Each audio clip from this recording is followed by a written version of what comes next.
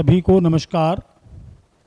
इस वक्त हम लोग एक बहुत अनोखे प्रसंग पर एकत्रित हुए हैं। डॉक्टर प्राची प्रभा गौतम जी का हम साक्षात्कार ले रहे हैं,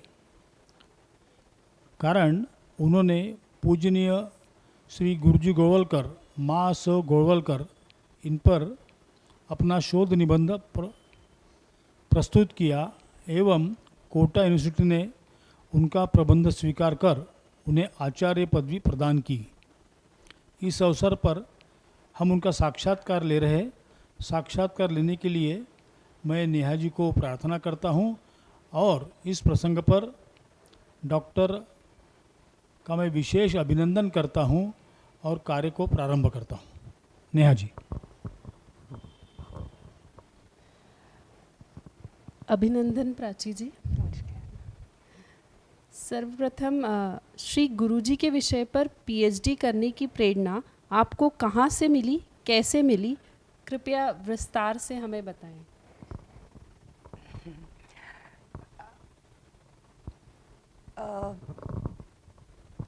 श्री गुरुजी और राष्ट्रीय स्वयंसेवक संघ के विचारों से हम बचपन से ही प्रभावित रहे हैं, क्योंकि हमारा बचपन उन्हीं विचारों को सुनते हुए बीता। हमारे पिताजी संघ से जुड़ाव रखते हैं, तो हमारा उससे जुड़ा होना बहुत नेचुरल था।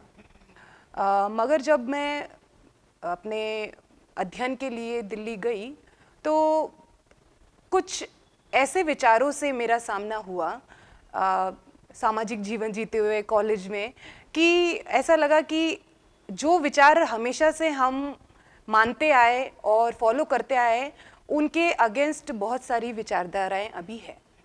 तो उस समय लगा कि सिर्फ जो हम लोगों ने देखा है और सुना है उस ढंग से उन बातों को उत्तर देने की बजाय, अगर जिस बात में मैं बिलीव करती हूँ उसको मैं तथ्यों के साथ में प्रस्तुत करूँगी तो वो ज़्यादा अच्छा उत्तर रहेगा। इस वजह से जब मुझे पीएचडी करने का अवसर प्राप्त हुआ तो मैंने ये विषय चुना, और श्री गुरुजी पर क्योंकि मेरी विशेष रुचि थी तो मैंने ये विषय चुना और इसको पूर्ण रूपता दी। संशोधन कार्य करते समय आपको क्या अनुभव आए? कुछ विशेष अनुभव जो आप हमसे शेयर करना चाहेंगे? अनुभव, पीएचडी का कार्य करना, ऐसा पहले लगता था कि पीएचडी 5 साल क्यों देते हैं पीएचडी करने के लिए, इतना लंबा टाइम कोई कैसे उसमें बिता सकता है। अगर मन से करे तो वो 1 साल 2 साल में हो सकती है, मगर जब करने लगे तब लगा कि ये 5 साल का जो समय दिया जाता है वो बहुत ही सोचा समझा एकदम बहुत बड़ी बात है ये, क्योंकि 5 साल में पीएचडी करना जो करते हैं वो उन्हें अनुभव है कि बहुत डिफ़िकल्ट होता है वो, क्योंकि आपको प्राइमरी सेकेंडरी सोर्सेज सभी का अध्ययन करना पड़ता है और उनका अनबायस्ड तरीके से कैसे हम प्रेजेंट कर सकते हैं उसमें समय लगता है। तो ये मैंने पीएचडी करने के दौरान ही जाना, उससे पहले ये इतना वो नहीं था। श्री गुरुजी के विषय पर आपने पीएचडी कर उनके जीवन की छोटी यात्रा की है। उनके जीवन के कुछ मूल्य जो सभी के लिए प्रेरणादायी होंगे, ऐसा कुछ आप बताना चाहेंगे? जैसा कि आज की नई पीढ़ी, युवा पीढ़ी में हम देख रहे हैं कि भारतीय संस्कृति से जुड़ाव कम होता नजर आ रहा है, और आधुनिकता है मगर आधुनिकता के साथ में जब हम हमारे रूट्स को भूल रहे हैं, तो उसके लिए श्री गुरुजी को अध्ययन करते हुए मैंने समझा कि हम आधुनिक हो सकते हैं मगर हमारी संस्कृति से जुड़ाव रखना कोई गलत बात नहीं है। तो हमें इस बात का हमेशा ध्यान रखना चाहिए कि हमारी संस्कृति सबसे ऊपर और उसका सम्मान सबसे ऊपर और उसकी सुरक्षा सबसे ऊपर। श्री गुरुजी का जीवन एक विशाल महासागर की भांति है। उनके जीवन में कुछ ऐसे पहलू जो ज़्यादातर समाज के सामने नहीं आए, ऐसा कुछ आप हमसे शेयर करेंगे? जैसे कि पीएचडी के दौरान ही मैंने ये महसूस किया कि बहुत जगह पर जो विचारधाराएं हैं वो गलत इसलिए है क्योंकि वो सामने आ नहीं पाई है। जैसे कि भारत के विभाजन के समय में श्री गुरुजी और संघ का जो अथाह योगदान था वो अभी तक अनहाइलाइटेड है, वो उसे अभी तक बाहर आना बाकी है। तो ऐसे, और उसी के साथ में जैसे कश्मीर विलय की बात है भारत में, तो उसमें भी श्री गुरुजी का जो महत्वपूर्ण योगदान था वो भी अभी तक बहुत जनों को नहीं ज्ञात है। तो ऐसे कई मुद्दे हैं जिसको अभी बाहर लाने की आवश्यकता है और वो अनछुए हैं। परम पूजनीय गुरुजी का बहुत बड़ा कार्यकाल रहा, करीब 3 दशकों से ज़्यादा का कार्यकाल परम पूजनीय गुरुजी का रहा। और इस इतने लंबे कार्यकाल में भारत देश ने कई बड़े उतार चढ़ाव भी देखे। आपका जो विषय है फिलॉसफी और आइडियोलॉजी ऑफ गुड वर्कर गुरुजी with reference to national integration of India, तो ये विषय में जब आप अभ्यास कर रही थी, क्या कुछ ऐसे तथ्य हमारे सामने आए हैं जो कि आज तक समाज माध्यम में, जन सामान्य में नहीं आए थे, या हमारी एक विचारधारा थी जो कि गलत थी, लेकिन आपके रिसर्च के बाद कुछ तथ्य यदि सामने आए हों, ऐसे यदि कुछ बातें आप हमसे शेयर करें तो अच्छा रहेगा। श्री गुरुजी ने 1940 में पदभार संभाला और 1973 तक वो अपने आखिरी सांस तक नेशनल इंटीग्रेशन, भारतीय एकता के लिए वो काम करते रहे। उस दौरान भारत ने पार्टीशन भी देखा और भारत को चाइना का भी एग्रेशन का सामना करना पड़ा और 1965 में इंडो पाकिस्तान वॉर भी हुआ। तो उस समय पे जो श्री गुरुजी और संघ का जो योगदान था वो बहुत ही महत्वपूर्ण है। जैसे कि 1947 में जब विभाजन की त्रासदी पूरा भारत झेल रहा था, उस समय जब शरणार्थियों को इधर से उधर जाने की जरूरत पड़ रही थी और बहुत ही वो लाचार थे, उस समय पे श्री गुरुजी ने सब संघ के कार्यकर्ताओं को एक कॉल दिया, एक आवाज दी कि हमें हमारे कर्तव्य को निभाना पड़ेगा और अगर भले वो हिंदू हो या मुस्लिम हो, अगर वो किसी भी सीमा की तरफ जाना चाह रहे हैं तो उनको हमें सहयोग प्रदान करना, ये हमारी जिम्मेदारी बनती है। और अगर कोई भारतीय सीमा में आ रहे हैं तो हमें उनके लिए रिलीफ कैंप्स बनवाने हैं। और जैसे पंजाब रिलीफ कमेटी बनवाई गई और उसमें शरणार्थियों के लिए पूरी व्यवस्था करी गई कि जब तक आपके लिए पूर्ण व्यवस्था नहीं हो जाती है तब तक आपको भोजन, आपके लिए कपड़े, सोने की व्यवस्था, आपको ओढ़ने की व्यवस्था सब प्रोवाइड करवाई जाएगी। और श्री गुरुजी ही ऐसे व्यक्ति थे जो विभाजन के समय पे बहुत राइट्स हो रही थी, मगर he kept on visiting the all the right ridden areas. तो श्री गुरुजी के इस कार्य से सारे स्वयंसेवक भी प्रभावित थे और उन्हें कोई भी अड़चन नहीं हुई। 1947 में जब ये इतना राइट्स वाला चल रहा था माहौल, उस समय पर भी लोगों को सहयोग देने में उनको कोई कठिनाई नहीं हुई। ऐसे ही जब 1962 में इंडो चाइना वॉर हुई, तो वॉर से पहले श्री गुरुजी ने बहुत बार ऐसे हिंट दिए कि चाइना हमारे ऊपर अटैक करने वाला है। गवर्नमेंट को पत्र भी लिखे, बहुत सारी जगह पत्रकार वार्ताओं में भी उन्होंने बोला कि हमें तुरंत कुछ एक्शन लेना पड़ेगा, अदरवाइज चाइना हमारे ऊपर आक्रमण कर सकता है और हमारी टेरिटरी में इंट्रूड कर रहा है। मगर कुछ रीजन से जब ये नहीं हो पाया तो 1962 में जब इंडो चाइना वॉर शुरू होती है तो श्री गुरुजी ने तब भी कहा कि ऑल्दो हम लोगों ने अवेयरनेस जनरेट करने का प्रयास किया, मगर अब क्योंकि वॉर शुरू हो गई है तो अभी हमारी जिम्मेदारी बनती है कि हम कैसे समूचे भारत को इस त्रासदी से बचाएं। इस समय पे हमारी ये जिम्मेदारी बनती है कि जो जिस तरीके का सहयोग हमारे से बन पड़ता है हमें सरकार को भी करना चाहिए और पूरे भारतवासियों को करना चाहिए। और इसका नतीजा ये हुआ कि जब वॉर खत्म हुई उसके बाद में नेहरू जी ने संघ के कार्यकर्ताओं को 26 जनवरी को परेड में बुलवाया। तो ये बहुत बड़ी बात थी, क्योंकि उन्होंने आरएसएस के कार्यकर्ताओं का जो कंट्रीब्यूशन था उस समय पे उसको सराहा, और बहुत उसके लिए क्रिटिसाइज भी हुए नेहरू जी कि आप ऐसा क्यों कर रहे हैं, मगर उन्होंने बुलाया और संघ के कार्यकर्ताओं को शॉर्ट नोटिस पे, नोटिस बहुत शॉर्ट था फिर भी वो वहां पहुंचे और उन्होंने अपनी प्रेजेंस दिलवाई।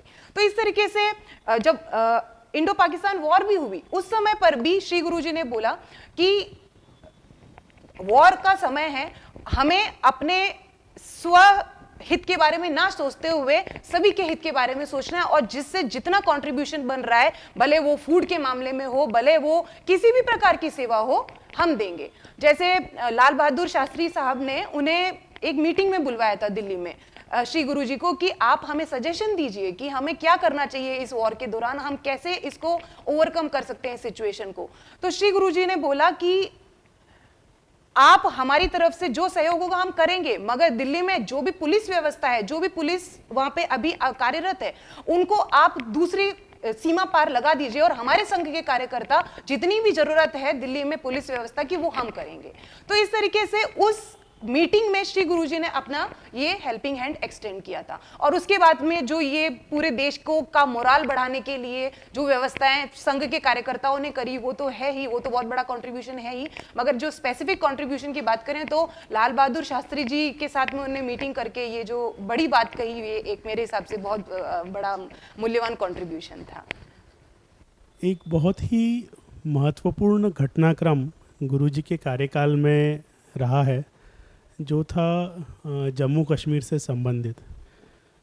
तो जम्मू कश्मीर का एक्सेशन भारत के साथ, और उसके बाद में जो परिस्थितियां वहाँ बनी, उसके परिप्रेक्ष्य में गुरुजी का क्या दृष्टिकोण था, क्या उनका कहना था, कुछ प्रकाश यदि आप इसके ऊपर डालें तो अच्छा होगा।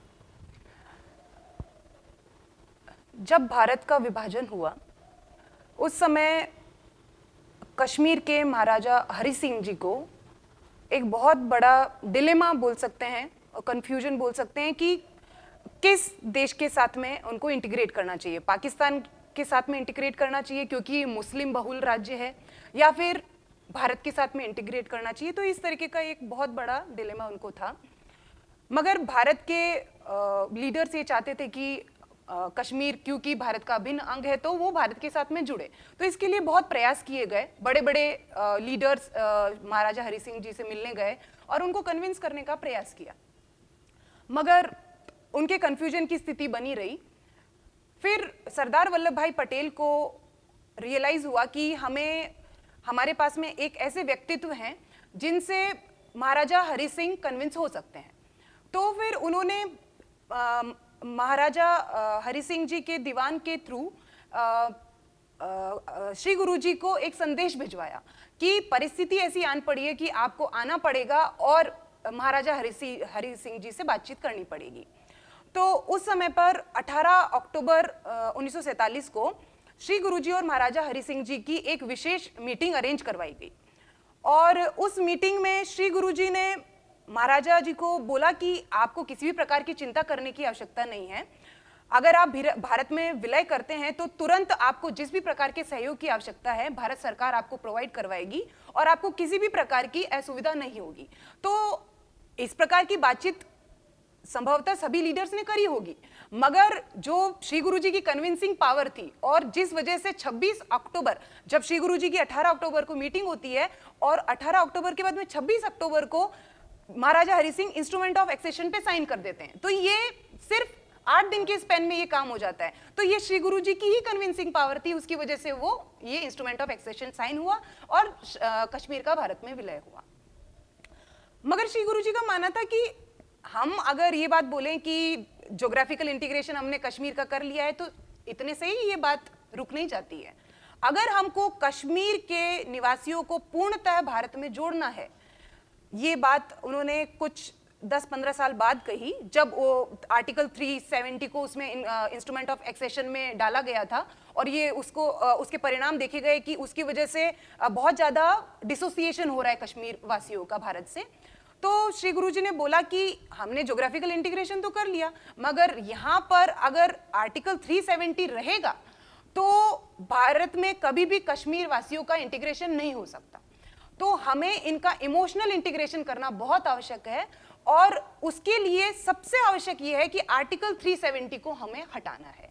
और जो ये 2 संविधान की बात हो रही है, 2 फ्लैग की बात हो रही है, ये हटना बहुत जरूरी है। ये 1963 में एक साक्षात्कार में उन्होंने बोला है, और कई जगह पे भाषणों में उन्होंने बोला कि आर्टिकल 370 जब तक नहीं हटेगा, भारत में कश्मीर वासियों का विलय नहीं हो सकता है इमोशनली।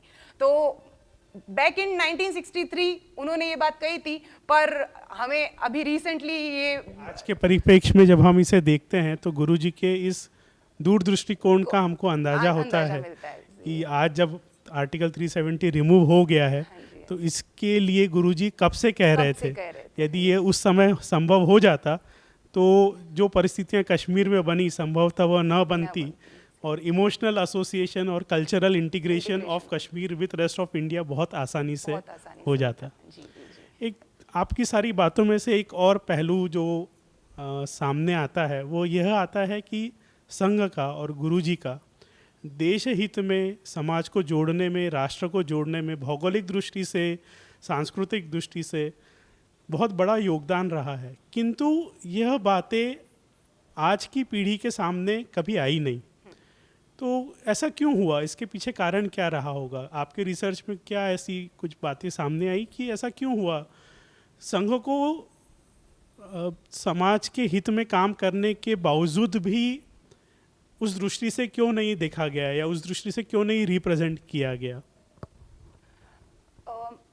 जैसा मैंने पत्र व्यवहार पढ़े हैं श्री गुरुजी के विविध नेताओं के साथ में भी, तो उसमें कहीं पर भी ये नहीं लगता है कि श्री गुरुजी का किसी से कुछ विचार में विवाद हो। क्योंकि मैंने जब अध्ययन किया तो श्री गुरुजी का मैंने इंदिरा गांधी जी के साथ में पत्र व्यवहार देखा है, सरदार वल्लभ भाई पटेल जी के साथ में देखा है, नेहरू जी के साथ में देखा है, तो उसमें ऐसा लगा नहीं कि उनको श्री गुरुजी की विचारधारा से कोई प्रॉब्लम है। मगर विश्लेषण करते हुए ऐसा मुझे लगा, क्योंकि श्री गुरुजी 1940 में उन्होंने पदभार संभाला और 1973 तक वो समय था जबकि संघ ने अपने बहुत एक्सटेंशन किया, अपना बहुत एक्सटेंशन किया। तो उस समय पे मुझे विश्लेषण में ऐसा लगा कि कुछ तो ऐसा खतरा महसूस हुआ कि अगर ये विचारधारा सामने आएगी तो जो दूसरी विचारधाराएं हैं वो दब सकती है। तो स्ट्रेटेजिकली इन जो पॉजिटिव एस्पेक्ट्स हैं, जैसे कि विभाजन के समय में जो श्री गुरुजी और संघ का जो बहुत महत्वपूर्ण योगदान है वो हमारे सामने है ही नहीं, तो इसको स्ट्रेटेजिकली हाइड करने की कोशिश करी गई और रादर इस तरीके से उसको बाउंस किया गया कि कम्युनल वायलेंस में उनका कितना बड़ा रोल था। जबकि पिक्चर मैंने डेटा के साथ में बताया है कि हमारे सामने पिक्चर बिल्कुल उल्टी है। तो ये एक स्ट्रेटेजिक मुझे लगा कि ये हो सकता है, क्योंकि उस समय पे संघ बहुत ज़्यादा अपने पाँव फैला रहे थे। हाँ जी, तो ये एक खतरे की तरह इसको देखा गया। उस समय में गोवा मुक्ति संग्राम भी हुआ है और भाषावार प्रांत रचना जो हुई है भारत में, उसमें भी कई इश्यूज़ हुए हैं, कई राज्यों में संघर्ष भी हुआ है। तो इस दोनों विषयों पर श्री गुरुजी का क्या दृष्टिकोण था और उनके क्या विचार आपको प्रतीत हुए हैं? पहले हम गोवा की बात करते हैं। गोवा में पोर्चुगीज़ 1500 ईस्वी से है। जब भारत में अंग्रेज आए उससे कई सालों पहले से। तो जब भारत आज़ाद भी हो गया था तब भी गोवा पुर्तगालियों के अधीन ही था। तो उस समय पे श्री गुरुजी, जैसे राम मनोहर लोहिया जी का बहुत बड़ा कंट्रीब्यूशन है, तो उस समय पे श्री गुरुजी ने बोला कि क्योंकि गोवा भारत का अभिन्न अंग है तो आपके विचारों में मतभेद हो सकता है, मगर क्योंकि गोवा अभिन्न अंग है तो हम सबको एकजुट होकर गोवा को लिबरेट कराने के लिए प्रयास करना चाहिए। तो बहुत सत्याग्रह मूवमेंट चलाए गए और उसमें श्री गुरुजी ने एक लीडरशिप रोल अपनाया। और श्री गुरुजी ने मुंबई में एक पत्रकार वार्ता में गवर्नमेंट से रिक्वेस्ट किया कि अगर हम लोग त्वरित एक्शन नहीं लेंगे पुर्तगालियों के अगेंस्ट और कोई पुलिस एक्शन नहीं लेंगे तो जो गोवन पीपल जो एट्रोसिटीज को बियर कर रहे हैं अभी पोर्चुगीज की, तो उनके अंदर उनका मोरल डाउन हो जाएगा और दूसरी बात एंटी इंडियन फीलिंग डेवलप हो जाएगी। तो आपको तुरंत इसके लिए एक्शन लेने की आवश्यकता है। तो जिस तरीके से गुरुजी ने ये एम्फेसिस किया और राम मनोहर लोहिया जी के साथ में काम किया, उसका परिणाम ये निकला कि 1961 में ऑपरेशन विजय आर्मी के एक्शन के द्वारा गोवा को लिबरेट करवाया गया और भारत में उसका विलय करवाया गया। यहां तक तो बात ठीक है, ये तो हुआ ही। उसके बाद में भी एक बहुत महत्वपूर्ण मुद्दा निकल के आता है। जब गोवा का विलय हुआ तो नेहरू जी का ऐसा विचार था कि उनकी संस्कृति, अब क्योंकि क्रिश्चियनाइजेशन हो चुका था, तो अगर हम लोग वो जिस भी मत को फॉलो करना चाहें वो कर सकते हैं, वो तो स्वाभाविक है, मगर वो जैसे रहना चाहे रह सकते हैं। वो अलग डिफरेंट टेरिटरी की तरह भी हम लोग उसको रखें तो भी वो रह सकते हैं। मगर श्री गुरुजी ने उस समय बोला नहीं, इस तरीके से अगर हम करेंगे तो हमारे देश के टुकड़े टुकड़े टुकड़े टुकड़े होते जाएंगे। क्योंकि ये अभिन्न अंग है तो हमें इसको फिर से इमोशनली इंटीग्रेट करने की आवश्यकता है।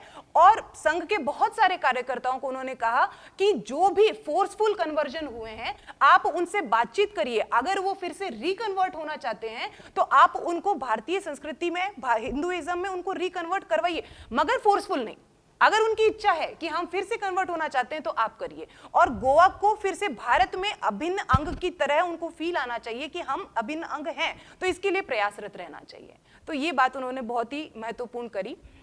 उसके बाद में जैसा भाषाई विवाद के बारे में बात हो रही है, तो जैसे पंजाब में चल रहा था, आंध्र प्रदेश में चल रहा था, और जैसे महाराष्ट्र, गुजरात, ये यहाँ पर भी चल रहा था, तो श्री गुरु जी का एक महत्वपूर्ण संदेश हर जगह पर रहा कि अगर डिवीजन, स्टेट का डिवीजन एडमिनिस्ट्रेटिव रीजन के साथ में होता है तो हमें डेफिनेटली करना चाहिए। क्योंकि अगर एडमिनिस्ट्रेटिव रीजन, बड़ा राज्य है, उसमें हम लोग एडमिनिस्ट्रेट नहीं कर पा रहे हैं, कुछ तकलीफ हो रही है, तो वो डेफिनेटली उसकी वजह से डिवीजन होना चाहिए। मगर आप भाषा के बेसिस पे अगर डिवीजन करेंगे तो ये देश, इस देश में इतनी बोलियां बोली जाती है कि वो उसके टुकड़े टुकड़े टुकड़े हो जाएंगे। तो हमको भाषा के बेसिस पे कभी भी डिवीजन नहीं करना है, हमें एडमिनिस्ट्रेटिव रीजन से अगर करना है तो डेफिनेटली करिए, मगर भाषाओं को हमको नहीं तवज्जो देनी चाहिए। तो जब पंजाब में विवाद हो रहा था तो वो पंजाब में गए और उन्होंने बोला कि जितना हक यहाँ पे पंजाबियों, सभी जो यहाँ पे रहते हैं वो सब पंजाबी हैं, भले वो हिंदी बोले पंजाबी बोले, सबको यहाँ पे रहने का हक है। तो भाषा के बेसिस पे किसी का डिस्क्रिमिनेशन नहीं होना चाहिए। तो इस तरीके का श्री गुरु जी का विचार था। इन सारी चर्चाओं में एक चीज़ जो प्रखर रूप से निकल के आती है कि बहुत बड़ा वैचारिक डेवलपमेंट बोलिए या वैचारिक दिशा देने का काम संभवतः गुरुजी को उस समय करना पड़ा होगा। तो जो उस समय समाज की मानसिकता थी और जो गुरुजी कह रहे थे, इसका समन्वय कैसे हुआ? कुछ इन बातों को आपके रिसर्च में कुछ चीज़ें सामने आई होगी आपकी। एक जैसे हमें पता ही है कि अनटचेबिलिटी का मुद्दा बहुत बड़ा हमेशा से रहा है। ऑल्दो हमारे अगर शास्त्रों में हम लोग देखते हैं तो हमें अनटचेबिलिटी नहीं मिलती है, मगर कुछ परिस्थितियां ऐसी बनी कि वो गहरा गई। तो श्री गुरु जी का मानना था कि ये जो अनटचेबिलिटी का मुद्दा है इसको हम लोग इतना बड़ा बना क्यों रहे हैं। ये अनटचेबिलिटी हमारे संस्कृति में कभी थी ही नहीं, मगर क्योंकि थी तो अब इसको हमको रिमूव करवाना है कैसे। तो जब गांधी जी ने, एक किस्सा है, जब गांधी जी ने इन्हें हरिजन का नाम दिया तब भी श्री गुरु जी ने विरोध किया कि हमें इनको कोई अलग सा टैग देने की जरूरत नहीं है। अगर हम टैग देंगे तो कभी भी इनमें समरसता नहीं आ सकती है, हम सामाजिक समरसता ला ही नहीं सकते हैं। तो ये और यही हुआ, हम बाद में देखते हैं आज भी हम लोग उन्हें हरिजन बोलते हैं और उनको डिफरेंट क्लास की तरह ट्रीट करते हैं। तो उस समय पे श्री गुरु जी ने ऐसा बोला था कि नहीं करना है ये, मगर ये होता गया। तो श्री गुरु जी ने के विचार में ये था कि अगर हमें सामाजिक समरसता लानी है, बैकवर्ड क्लास को भी अपलिफ्ट करना है, तो हमें प्रयास तो करना पड़ेगा। और उस समय पे उन्होंने जितने भी धर्माचार्य थे उनको पत्र लिखा, उनको इनविटेशन भेजा कि हमें एक मंच पर आकर ये उपदेश देना पड़ेगा आपको कि अनटचेबिलिटी का हमारे शास्त्रों में, हमारे जगह पे कोई स्थान नहीं है और हम इसको कंप्लीटली डिनाई करते हैं।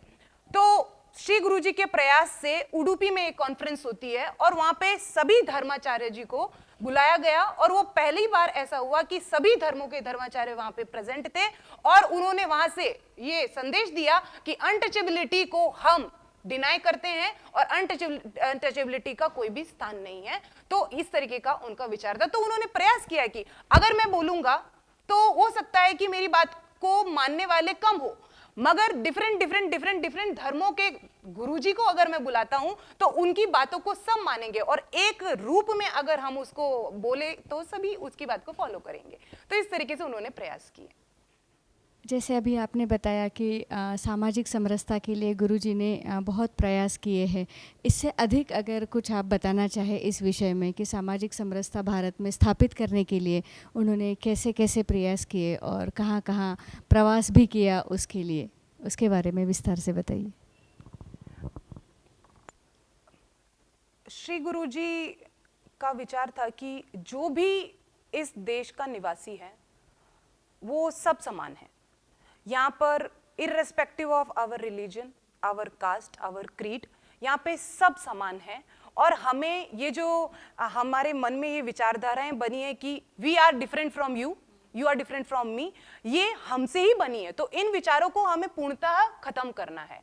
तो उन्होंने कहा कि हमारी पूजा पद्धति अलग हो सकती है, हमारे धर्म अलग हो सकते हैं, हमारे जीने का तरीका अलग हो सकता है, मगर जब जब इस देश की सुरक्षा की बात आएगी तब हम सबको एक सूत्र में खड़े होना है और इस भारत माता की सेवा के लिए खड़ा रहना है। तो यहाँ पे कहीं पर भी रिलीजन का कोई भी बैरियर नहीं आना चाहिए, कोई कास्ट का बैरियर नहीं आना चाहिए और कोई भी क्रीड का बैरियर नहीं आना चाहिए। तो ऐसा श्री गुरु जी का विचार था। जैसा हमने बचपन से सुना है संघ की शाखाओं में गुरुजी के बारे में, ये गुरुजी आध्यात्मिक जगत के एक महापुरुष थे। आध्यात्मिक उनका जो व्यक्तित्व था वो आध्यात्मिक था। स्वामी अखंडानंद जी के निर्देश पर वो नागपुर में आए, डॉक्टर जी से जुड़े और वो संघ काम में पूर्णतः समर्पित हुए।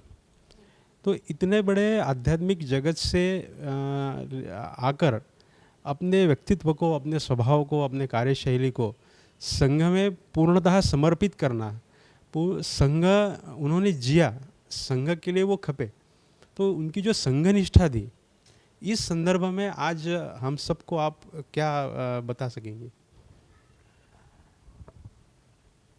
कुछ ऐसे छोटे छोटे एनेक्डोट्स हम बोल सकते हैं जो कि इस संघ निष्ठा को प्रूव करते हैं। जैसे कि श्री गुरु जी ने अगर वचन दिया कि मैं आज इस समय पर उस कार्यक्रम में पहुंचूंगा, तो भले बारिश आए, भले बहुत बड़ा तूफान आए, तो भी उनका ये धर्म है कि मुझे वहां जाना है तो वो पहुंचेंगे ही। कोई भी कार्यक्रम में अव्यवस्था ना हो, उसके लिए उन्होंने हर समय वो प्रयासरत रहे। स्वहित के बारे में कभी नहीं सोचा। तो उसका एक किस्सा है। पंजाब में उनकी एक मीटिंग होने वाली थी हरियाणा पंचकुला में। तो वो उस समय पे जलंधर में थे। तो जलंधर से वो पंचकुला उनको जाना था और इतनी भयंकर बारिश हुई कि जो पुल था, पुल से गुजरना पड़ता है, वो टूट गया, आधा पुल टूट गया।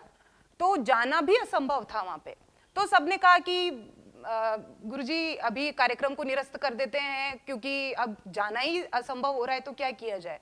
मगर श्री गुरुजी ने कहा कि नहीं, अगर वहां पे हमने समय दिया है, कुछ भी परिस्थिति है, हमको कैसे भी करके वहां पे पहुंचना है।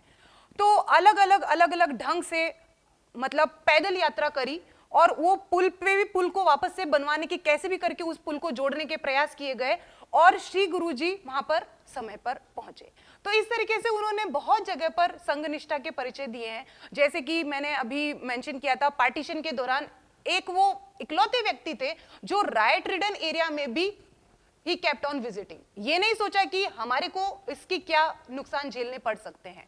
जब सबको ये बोला जा रहा था कि आप सेफ प्लेस पे चले जाइए, अपने आप को सेफ कर लीजिए, उस समय पर वो और संघ के कार्यकर्ता उनके निर्देशन में घूमते रहे और हर किसी को, जिसको भी रक्षा की और सुरक्षा की जरूरत थी उनको वो प्रदान करते रहे। तो इस तरीके से हमको बहुत सारे किस्से हैं जो जानने को मिलते हैं, जैसे कि भारत पाकिस्तान वॉर के समय पे लाल बहादुर शास्त्री जी को दिया हुआ वचन कि आप पुलिस को दिल्ली से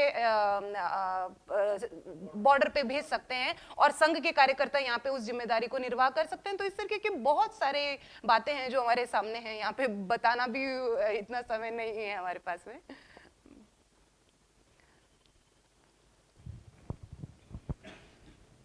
श्री गुरु जी के जीवन कार्य की आज के संदर्भ में प्रासंगिकता हम कैसे बता सकेंगे? सबसे बड़ी बात जो मुझे इस कार्य के दौरान ये लगी कि हमें हमारे राष्ट्र हित के लिए तो तत्पर रहना ही चाहिए, ये तो है ही। हमें स्वहित से ऊपर राष्ट्रहित वाली बात है, वो तो हमेशा ही करना है हमको, भले हम किसी भी रिलीजन से बिलोंग करें, कुछ भी किसी भी कास्ट से हैं।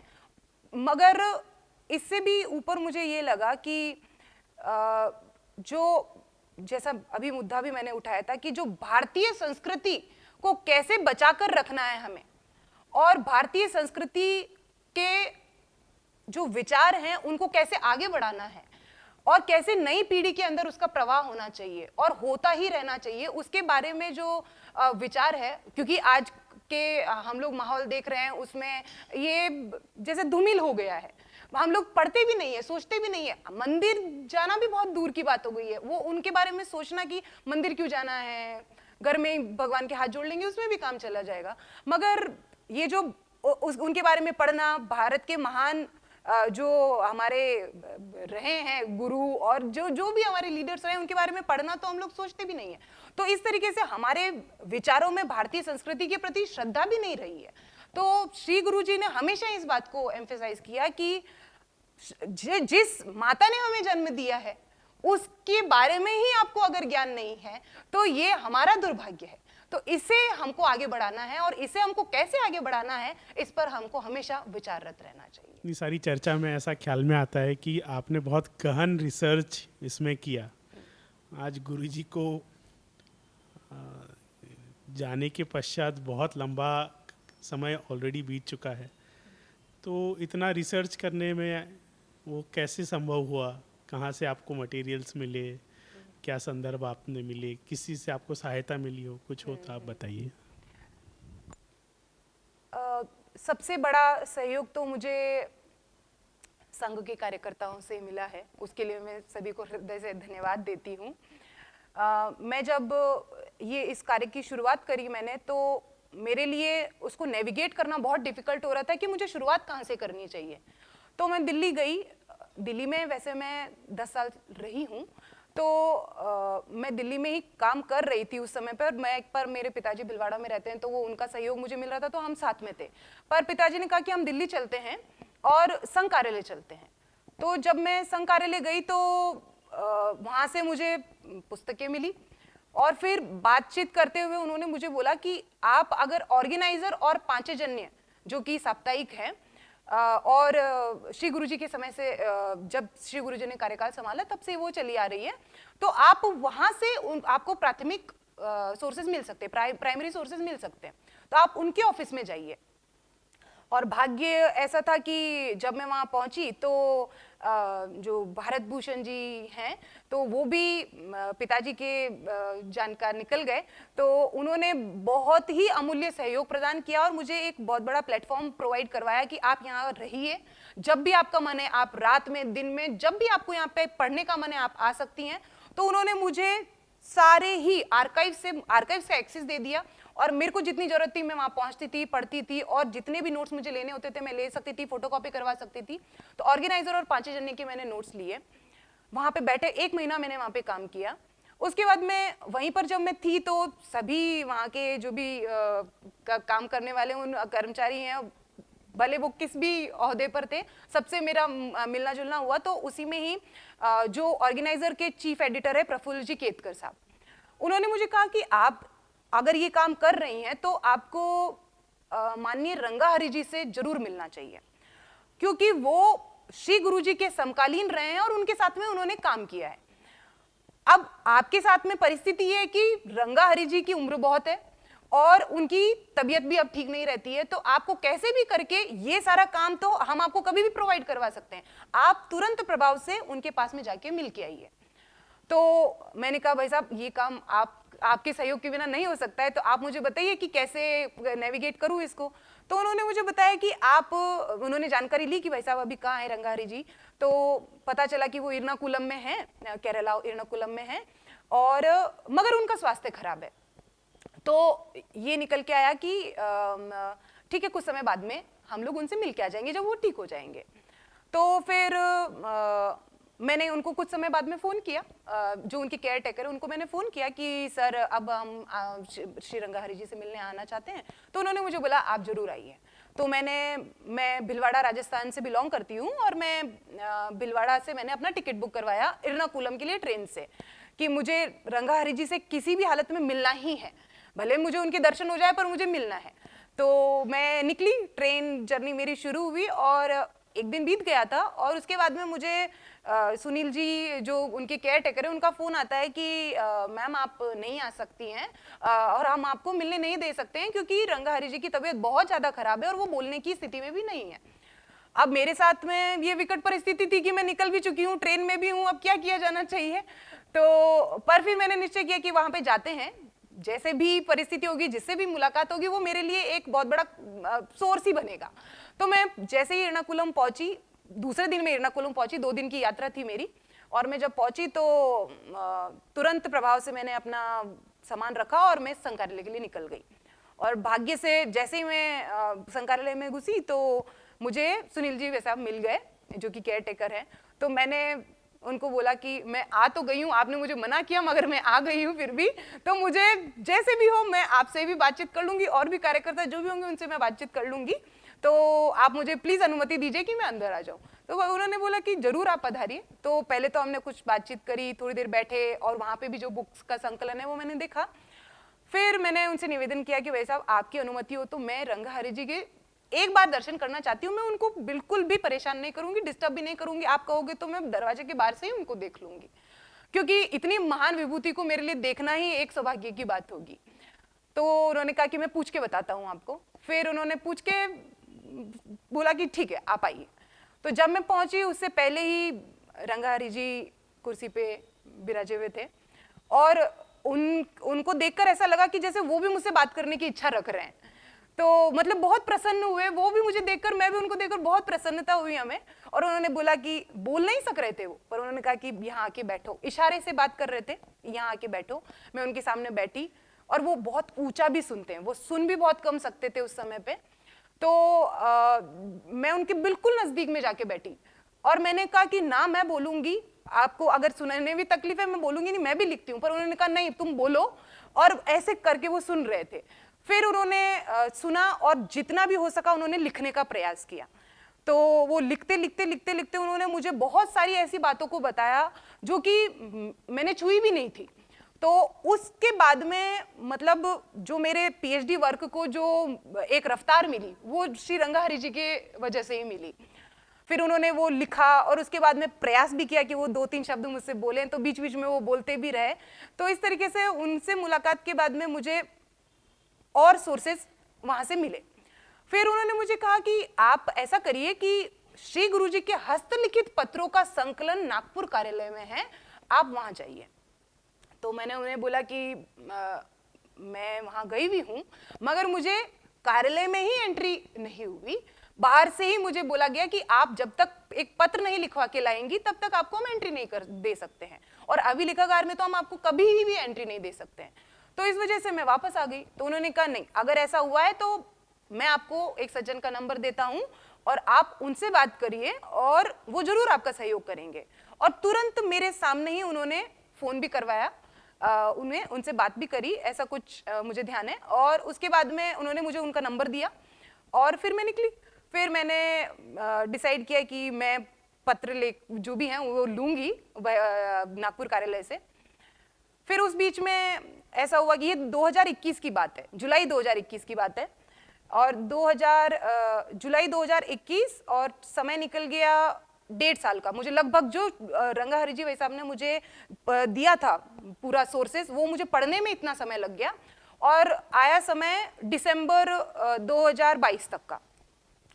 उस समय पे ऐसा हुआ कि 2022 में मेरी शादी तय हो गई और मेरी शादी होने वाली थी 9 फरवरी 2023 को। और मेरी इच्छा थी कि क्योंकि मेरा काम तो पूर्ण रूप को ले रहा था, तो मेरी इच्छा थी कि मैं शादी से पहले कैसे भी करके इसको सबमिट कर दूं। तो फिर क्योंकि मेरे को समय नहीं मिला पत्र लेने का, तो मैंने सोचा कि कोई बात नहीं, अब जैसा भी है मैं तो कर ही देती हूँ सबमिट। पर मैं जब सबमिट करने गई तो मेरे सुपरवाइजर साहब ने कहा कि नहीं, ये सबमिट नहीं हो सकती और मैं इसको कंप्लीटली रिजेक्ट करता हूँ। 30 जनवरी की ये बात है और 30 जनवरी मेरी 9 फरवरी को शादी होने वाली है। 30 जनवरी तक मैं ये काम में बिजी थी, मतलब सब लोग शादी के काम में बिजी थे, मैं लेखन के काम में बिजी थी। फिर जब ये रिजेक्ट हो गया तो मन में थोड़ी दुख तो हुआ कि शादी से पहले करना चाहती थी, नहीं हो पाया। पर इसका एक बहुत पॉजिटिव रिजल्ट ये निकला कि जब ये सारा कार्यक्रम निपटा, फिर उसके बाद में मैंने नागपुर कार्यालय में श्री रविंद्र जी भूसारी साहब हैं, जिनका नंबर मुझे रंगा हरि जी ने दिया था कि वो अभिलेखागार में हैं, आप उनसे कांटेक्ट करिए। मैंने उन्हें फ़ोन किया, मैंने कहा कि भाई साहब मुझे पत्र व्यवहार चाहिए श्री गुरु जी का, आप मुझे क्या ये व्यवस्था करवा सकते हैं? तो उन्होंने मुझे तुरंत समय दिया कि आप जब भी आना चाहती है आप आइए, हम आपको सब प्रकार की सुविधा उपलब्ध कराएंगे। और मतलब मेरा सौभाग्य ये रहा कि मैं जैसे ही नागपुर कार्यालय के गेट में भी एंटर नहीं हुई थी कि मुझे सिक्योरिटी ने शक्ल से ही पहचानते हुए बोला कि क्या प्राची प्रभा है, प्लीज अंदर आइए। फिर आगे पहुंची, फिर आगे आगे आगे आगे मुझे तुरंत अंदर ले जाया गया। और मुझे मतलब ऐसी परिस्थितियां बनी कि मतलब भगवान और सबका ऐसा संयोग बना कि तुरंत मैं अभिलेखागार में पहुंच गई, जहां पर कि हाई सिक्योरिटी अलर्ट की वजह से आपको तुरंत एंट्री भी नहीं मिलती है।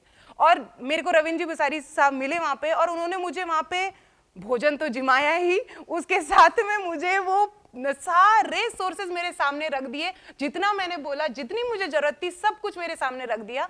और उसका परिणाम ये निकला कि मेरे इस थीसिस में मैंने इतने पत्र व्यवहार को डाला है, इतने मैंने श्री गुरु जी के स्पीचेस जो भी न्यूज़पेपर्स में आई हैं कटिंग्स, वो सब मैंने कार्यालय से लिए और मेरी थीसिस में उनको पार्ट बनाया और वो इसी वजह से थीसिस का एनरिचमेंट भी हुआ।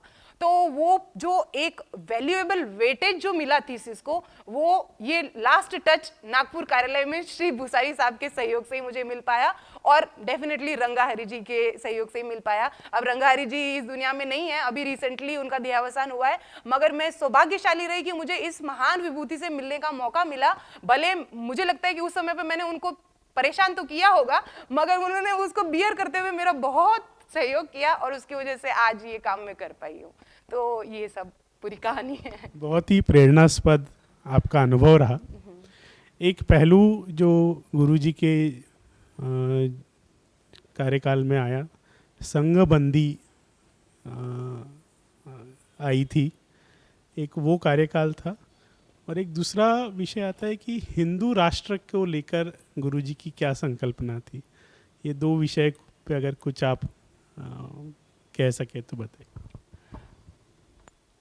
जब संघबंदी हुई थी तो श्री गुरुजी ने नेहरू जी को पत्र लेखन किया और ये मैंने पत्र व्यवहार डाले भी हैं अपने थीसिस में कि आप हमें एक बार बोलने का मौका दीजिए और ये एलिगेशन क्यों है ये भी आप हमें बताइए कि आपने ऐसे एलिगेशन हमारे पे लगाए क्यों हैं।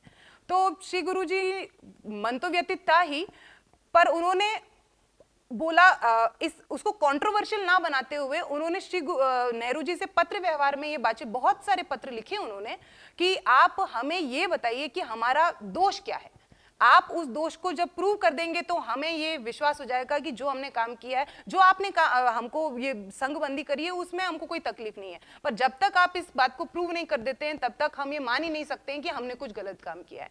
तो इस तरीके की पत्र व्यवहारों से मेरे को जानने को मिला और वो एक्सेप्ट करने को तैयार नहीं थे कि जो ये संघबंदी जो हुई है वो रैशनल डिसीजन है इस तरीके से। और दूसरी बात, हिंदू राष्ट्र के बारे में तो श्री गुरु जी का मानना है कि ये जो हिंदू एक जीवन पद्धति है, ये किसी का धर्म नहीं है।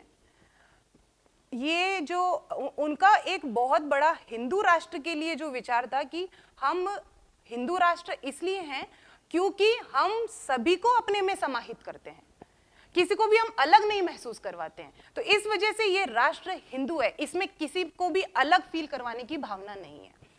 और दूसरी और इम्पॉर्टेंट बात उन्होंने कही कि जो कि आज हम थोड़ा सा भूल रहे हैं कि ये हिंदू राष्ट्र तभी होगा, और हिंदू राष्ट्र हमेशा से हिंदू राष्ट्र इसलिए था क्योंकि हम 4 पुरुषार्थ को फॉलो करते थे, धर्म, अर्थ, काम और मोक्ष। मगर आज के परिप्रेक्ष्य में हम देखते हैं तो हम सिर्फ अर्थ और काम को ही फोकस कर रहे हैं। तो जब तक हम हमारे धर्मों को नहीं जिएंगे, हमारे धर्म को नहीं जिएंगे, हमारे कर्तव्य को नहीं जिएंगे, ये हिंदू राष्ट्र जो एक कॉस्मोपॉलिटन कल्चर है, कॉस्मोपॉलिटन कल्चर मीन्स जो सबको अपने अंदर समाहित करता है, किसी को भी अलग नहीं महसूस कराता है, हम इस हिंदू राष्ट्र को जीवंत नहीं कर सकते हैं। तो इस धर्म को पहले आप निभाइए और तभी हम लोग ये हिंदू राष्ट्र को हिंदू राष्ट्र कह सकते हैं। आपकी पीएचडी के संदर्भ में वो तो ग्रंथ है, वो लाइब्रेरी में रहेगा भी, यूनिवर्सिटी रहेगा, लेकिन उसका युवाओं के लिए कैसे हम किस फॉर्म में ला सकते हैं ताकि उन तक गुरुजी के विचार पहुँचे, ये कैसा संभव हम कर सकते हैं? ये मैंने अभी ये कार्यशील भी हूँ मैं इसके लिए कि एक बुक अभी मैं निकालने वाली हूँ मेरे थीसिस पे, और मेरी थीसिस में 9 चैप्टर्स हैं, और मेरा पूरा ये प्रयास है कि क्योंकि एक थीसिस में बहुत ज़्यादा डिटेलिंग भी नहीं हो सकती है, तो मेरा प्रयास ये है कि हर एक चैप्टर के भी अलग अलग बुक निकल जाए तो वो बहुत ही अच्छा होगा, क्योंकि काम इतना है कि उसमें एक थीसिस में वो नहीं आ सकता है, और उसको पूर्णता मुझे लगता है अभी मिलेगी ही नहीं जब तक कि उसको और डिटेल उसका अध्ययन ना हो। तो मेरा प्रयास ये है कि इसको तो किताब में छपवाना ही है, उसके साथ साथ अलग अलग चैप्टर्स का भी अलग अलग किताब मैं छपवाना चाहती हूँ। बहुत बहुत धन्यवाद डॉक्टर प्राची जी, आपका हम धन्यवाद करते हैं। आपके साथ साथ ही इस सभा में उपस्थित है आपके श्रीमान जी माधव जी शर्मा जी, उनका भी हम धन्यवाद देते हैं, और सभी टीम का हम धन्यवाद देते हैं। फिर इस संदर्भ में और चर्चा करने के लिए ज़रूर मिलेंगे। नमस्कार।